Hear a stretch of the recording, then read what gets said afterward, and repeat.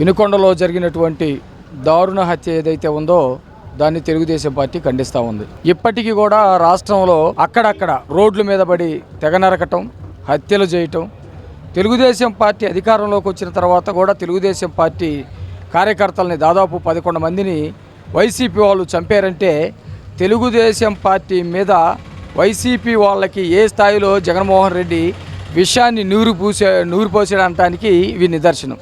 జగన్మోహన్ రెడ్డి వేసినటువంటి విషబీజాలు ఇంకా ఉన్నాయి. వీటన్నిటిని కూడా పెకిలించాల్సిన బాధ్యత తెలుగుదేశం ప్రభుత్వం మీద, చంద్రబాబు నాయుడు గారి మీద ఉంది.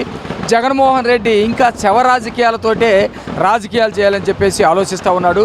జగన్మోహన్ రెడ్డి కళలన్నీ కూడా కళ్ళలుగానే మిగిలిపోయేటువంటి పరిస్థితి ఉంది.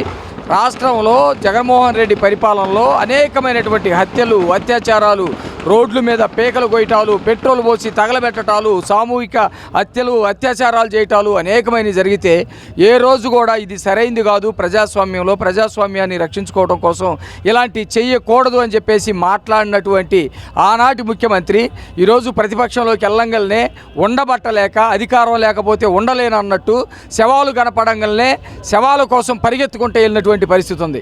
వినుకొండ వెళ్ళి ఏం మాట్లాడతాడు జగన్మోహన్ రెడ్డి? మా వాళ్ళే చంపారు, ఇక చంపండి అని చెబుతాడా?